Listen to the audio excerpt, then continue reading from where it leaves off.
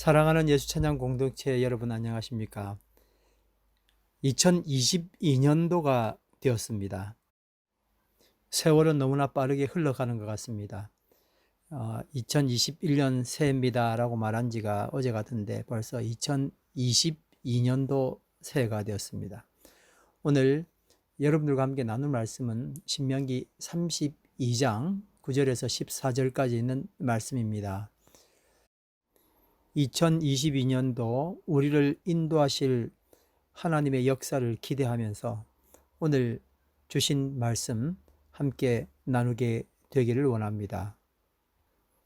저는 새번역 성경 신명기 32장 9절에서 14절까지 있는 말씀 읽겠습니다. 9절. 그러나 주님의 몫은 그의 백성이니 야곱은 그가 차지하신 유산이다. 10절. 주님께서 광야에서 야곱을 찾으시고 짐승의 울음소리만 들려오는 황야에서 그를 만나 감싸주고 보호하고 당신의 눈동자처럼 지켜주셨다. 11절.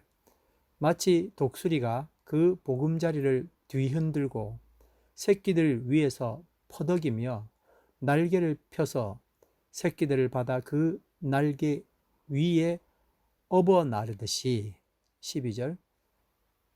주님께서만 홀로 그 백성을 인도하셨다. 다른 신은 옆에 있지도 않았다. 13절. 주님께서 그 백성에게 고원지대를 지나가게 하시며 밭에서 나온 열매를 먹게 하시며 바위에서 흘러내리는 꿀을 먹게 하시며 단단한 바위에서 흘러내리는 기름을 먹게 하셨다. 아멘. 이스라엘의 리더인 모세가 죽음을 눈앞에 두고 간절한 마음으로 신신당부하는 말씀이 신명기 말씀입니다. 자기는 이제 곧 죽을 텐데 이스라엘 백성들을 보니까 목자 없는 양처럼 위태롭기만 합니다. 그래서 지난 40년간의 광야 생활을 돌아보면서 세 편의 고별 설교를 전한 것입니다. 그것이 바로 신명기입니다. 이 신명기를 통해서 모세는 이스라엘이 하나님을 경외하고 그의 말씀에 순종하기를 원했습니다. 제발 순종해라. 여러분 순종하십시오. 그게 모세가 하고 싶었던 이야기입니다. 이스라엘 백성이 타락하고 변질되는 것을 막기 위해서 모세는 노래를 지어서 불러라 그렇게 이야기하지 않았습니까? 근데 그 노래의 핵심이 뭘까요? 바로 하나님께서 주신 은혜를 저버리지 맙시다. 어떻게 하자는 겁니까? 순종합시다. 그런 이야기입니다. 그럼 여러분 그 은혜가 뭐죠? 그게 바로 9절 말씀입니다. 참 멋있는 말씀이라고 생각합니다. 9절 말씀 보겠습니다. 여호와의 분깃은 자기 백성이라 야곱은 그가 택하신 기업이로다. 말이 조금 어렵죠. 이제 정확하게 아까 읽었던 새번역 성경은 이렇게 기록하고 있습니다.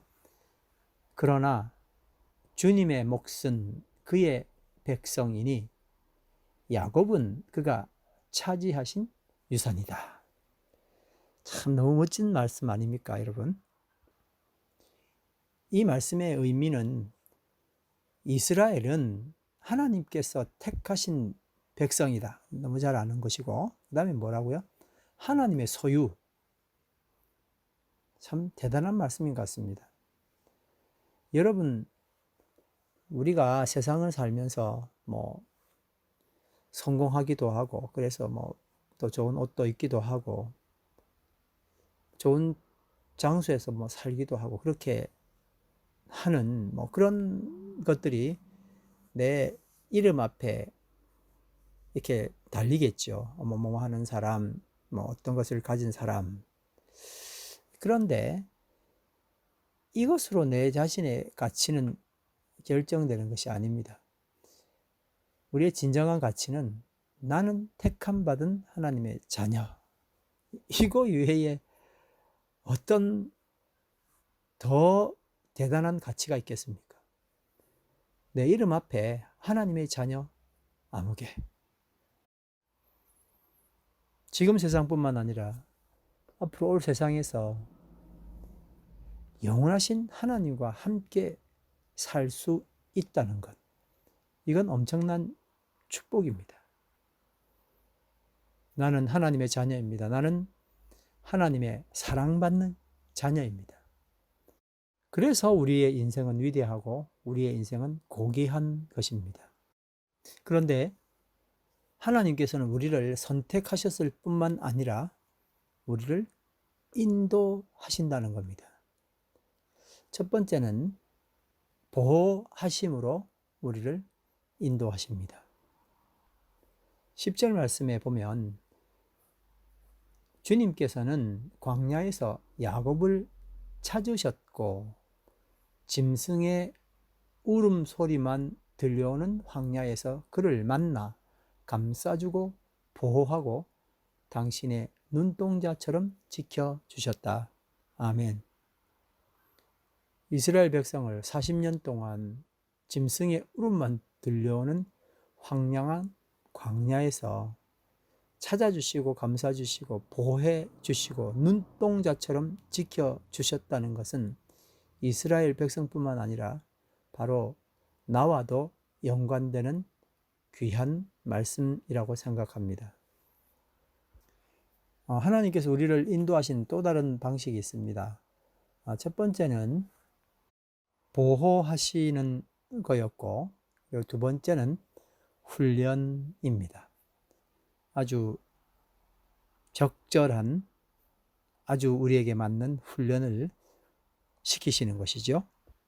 훈련과 연단은 우리에게 너무나 중요한 요소입니다.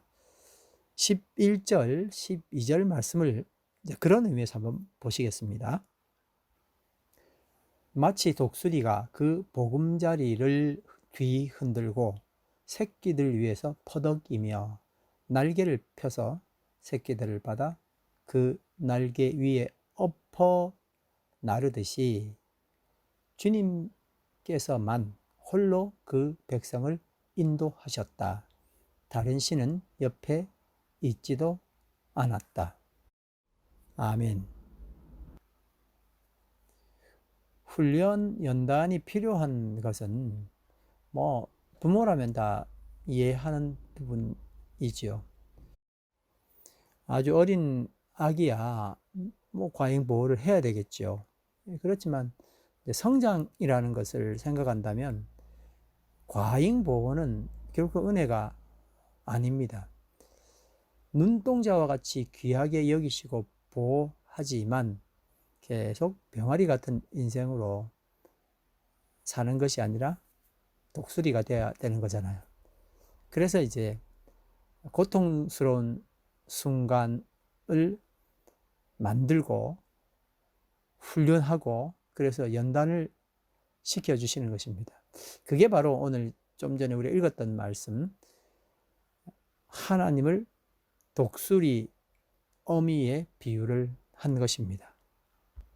11절 서두에 마치 독수리가 그 보금자리를 뒤흔들고 라는 말씀이 있습니다. 원래 이제 독수리는 높은 절벽이나 벼랑 위에 정말 누구도 접근할 수 없는 곳에다가 둥지를 짓잖아요. 거기에 자기 털, 부드러운 물질 이런 것들을 가지고 이제 알을 낳고 새끼를 기릅니다. 독수리 둥지가 매우 튼튼하기 때문에 새끼들은 이제 거기에 있지요. 그야말로 보호를 받는 겁니다. 어미가 물어다 주는 거 받아 먹고 정말 아무 걱정 없이 안전하고 편안하게 사는 거죠. 근데 그렇게 계속 될 줄 알았는데 어느 날 갑자기 이 엄마 독수리가 날개를 펄럭이면서 편안한 보금자리에 있던 새끼들을 못살게 구기 시작합니다. 그것이 바로 11절에 마치 독수리가 그 보금자리를 뒤흔들고 새끼들 위해서 퍼덕이며, 이 말씀과 연관되는 것입니다. 새끼들 입장에서 보면 이 엄마가 왜 이래요? 정말 당황할 겁니다. 뭐 난리가 나겠죠. 이제 그러면은 보통 때는 뭐 100% 자기 편이었던 엄마 독수리가 아무리 뭐 소리를 쳐도 소용이 없잖아요. 그리고 이제 새끼들을 둥지에서 밀어내는 겁니다. 새끼들은 엄마가 왜 저러는지 전혀 알지 못합니다. 엄마는 알죠. 엄마는 다 알고 있고 그렇게 해야만 되는 당연함이 있는데, 이제 새끼들은 나가려 생각을 안 하죠. 둥지 가운데로 계속 들어가려고 그러고, 엄마는 얘들을 이제 밀어내는 겁니다. 어떻게 될까요? 엄마가 이기죠. 그래서 이제 결국 어린 독수리들은 결국 둥지에서 내몰리고 마는 겁니다. 하나님께서도 우리를 이렇게 다루십니다. 우리는 이제 본능적으로 변화를 두려워하잖아요. 뭐 삶이 안정되면은 편안한 속에서 이대로 더 좋겠다 이렇게 생각을 하는 것, 이게 우리 본성입니다. 그러니까 이제 신앙생활도 편하게 하려고 하죠. 편안함, 그것에 돌봐주심에 안주하려는 경향이 있습니다. 그런데 이제 어느 날 갑자기 정말 생각지도 못한, 하나님이라면 과연 나에게 이렇게 하실 수 있는가, 그런 생각이 들 만큼 나를 밀어내시는 그런 상황들을 만납니다. 건강에 이상이 생긴다든지, 사업에 어려움이 생긴다든지, 직장에서 인간관 관계에서, 뭐 교회에서의 인간관계에서, 혹은 가정에서, 뭐 자녀에게 이런 어려움들이 닥치게 되면 우리는 굉장히 곤란하고 힘들어하고, 하나님 도대체 나에게 왜 이러세요? 하고 이제 하나님 앞에 우리의 어려움을 토로하지 않습니까? 이게 바로 하나님께서 그 날개로 편안한 보금자리를 뒤흔드는 것과 같습니다. 정말 우리가 안전하게 지내던 바로 그 보금자리, 그 둥지 밖으로 우리를 끌어내는 거거든요. 이게 왜 하나님 이러시냐? 그게 바로 자기 사랑하는 자녀들을 인도하신다 하는 것입니다. 이게 이제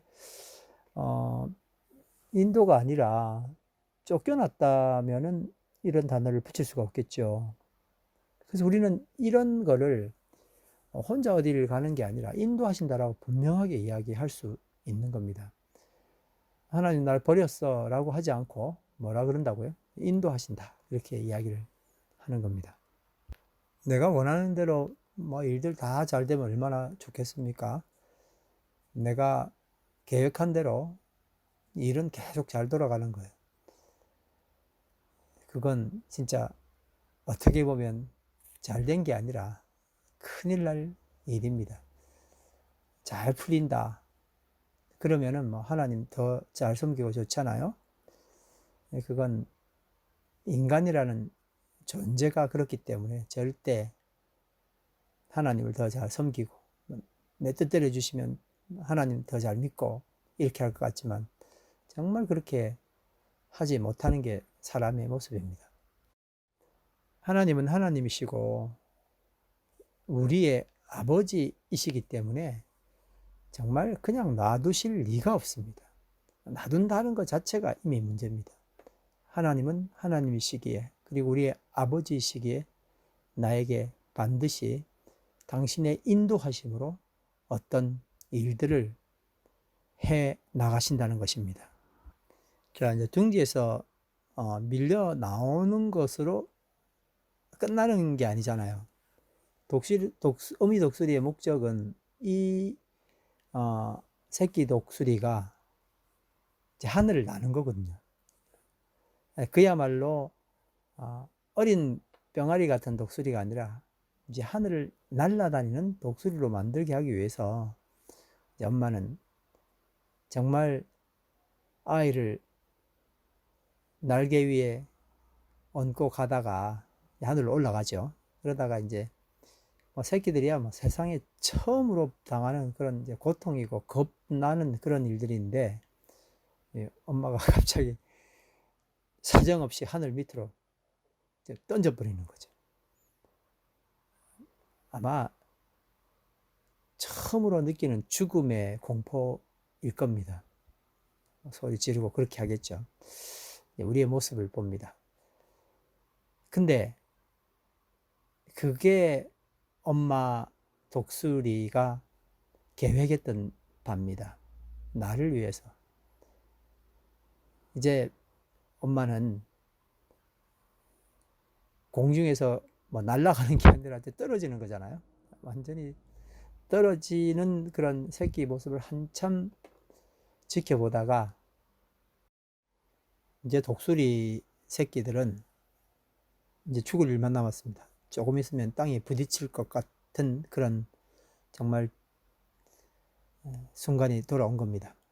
그런데 어느새 엄마 새가 쏜살같이 날아와서 힘 있는 날개로 안전하게 다시 받아서 하늘로 솟아 올라가는 것입니다.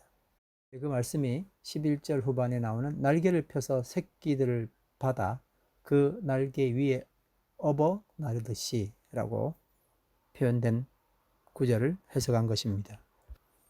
이제 한 번 하고 말까요? 아니죠. 이제 계속합니다. 이 과정을 계속 반복하는 겁니다. 그렇게 해서 언제까지 할까요? 이제 새들이 자기 힘을 가지고 하늘을 엄마처럼 나를 때까지 계속 반복하는 것입니다. 하나님께서 우리를 다루시는 방법도 이와 흡사하다 하는 말씀을 이제 모세의 입을 통해서 우리는 듣게 된 겁니다. 예수님 믿고 교회 열심히 다닌다. 그러면은 우리에게 아무 문제가 없을까요? 한 번만 당하면 그거로 끝일까요? 열심히 기도하는데 하나님은 전혀 들어주지 않습니다. 계속 그 편안한 둥지 바깥으로 나를 밀어내십니다. 내가 나갈 때까지 하시겠죠. 심한 질병으로 또 고통받을 수도 있습니다. 왜 이러실까? 중요한 것은 나는 하나님의 자녀라 하는 것입니다. 왜 이러실까? 하나님은 목적을 가지고 계시고 공중에서 몇 번이든 우리를 떨어뜨리시고 다시 날개로 우리를 받아 올리시고를 반복하는 이유는 무엇일까요? 하나님이 나를 병아리 같은 독수리가 아니라 진짜 독수리로 만드시기 위하여 훈련시키시는 거구나. 그렇게 우리는 이 말씀을 통해서 배워야 하는 것입니다. 이제 아기 독수리는 이런 계속적인 엄마의 반복 훈련을 통해서 날개에 힘이 생기겠죠. 참 너무 감사한 이야기입니다.